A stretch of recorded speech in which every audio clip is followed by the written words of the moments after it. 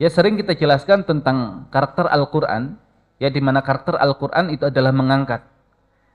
Ya, maka malaikat yang menerima atau menyampaikan wahyu Al-Quran menjadi malaikat yang paling mulia, Jibril alaihissalam. Nabi dan Rasul yang menerima wahyu Al-Quran menjadi Nabi dan Rasul yang paling mulia. Itu Nabi kita, Nabi Muhammad SAW. Kemudian tempat di muka bumi yang paling mulia adalah Mekah dan Madinah.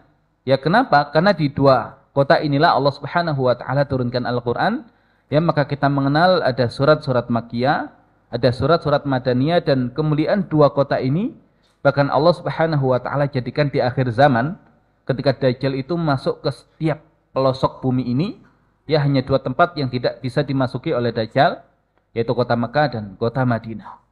Ya, juga bulan yang menjadi satu-satunya bulan yang Allah sebutkan di Al-Quran, yang dia bukan termasuk Ashhurul Hurum, tapi dia menjadi bulan yang paling mulia. Kenapa? Ya, karena Al-Quran diturunkan di dalamnya, yaitu Ramadan.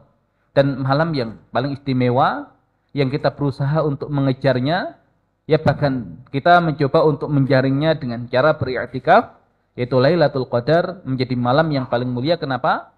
Ya, karena Allah Subhanahu wa taala turunkan Al-Quran di dalamnya.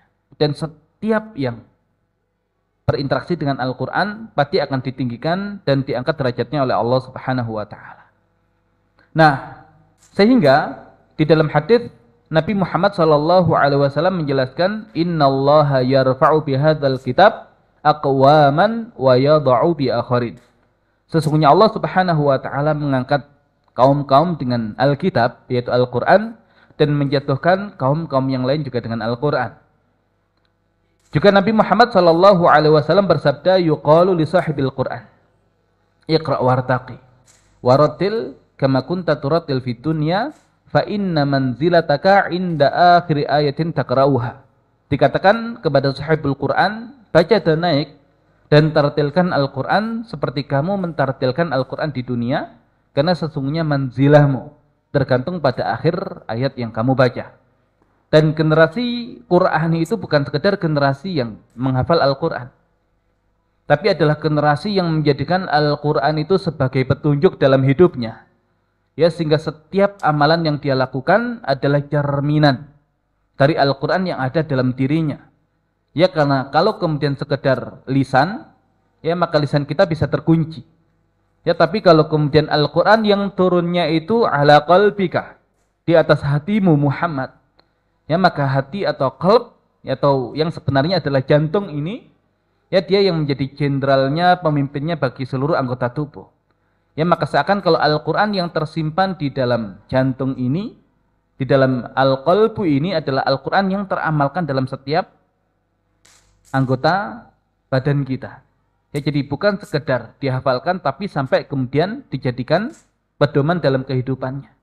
Bukan berarti kemudian lembaga pendidikan yang menjadikan Al-Quran untuk dihafalkan tidak baik, bahkan itu sangat baik. Tapi itu baru tahap pertama. Ya, sebelum tahapan-tahapan yang lain, sehingga Al-Quran itu memang menjelma dalam, ya, dalam dirinya, menjelma dalam akhlaknya, ya, sehingga akhlaknya itu pun yang menjadi akhlak yang Qur'ani. Ya, maka Nabi kita, Nabi Muhammad SAW disebut oleh para ulama dengan Qur'anun yamshi, Al-Quran yang berjalan. Ya, karena kehidupan beliau, ya, adalah cerminan dari Al-Quran itu sendiri. Dan yang demikian diambil dari penjelasan Bunda Aisyah radhiyallahu anha ketika ditanya tentang akhlak Nabi, ya, maka dikatakan kana khuluquhul Quran. Ya, akhlaknya adalah Al-Quran. Nah, sehingga Al-Quran ini yang kemudian harus kita bedah, harus kita urai, kita keluarkan konsepnya, yang itu harus menjadi solusi hari ini.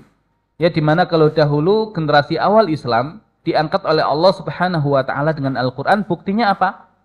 Ya, mereka dijadikan sebagai pemakmur buminya Allah. Ya, pemimpin dan penguasa di buminya Allah.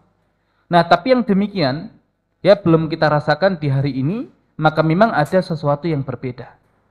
Ya, antara interaksi kita dengan Al-Quran dan interaksi, ya, para pendahulu kita, ya, berkaitan juga dengan, ya, dengan Al-Quran.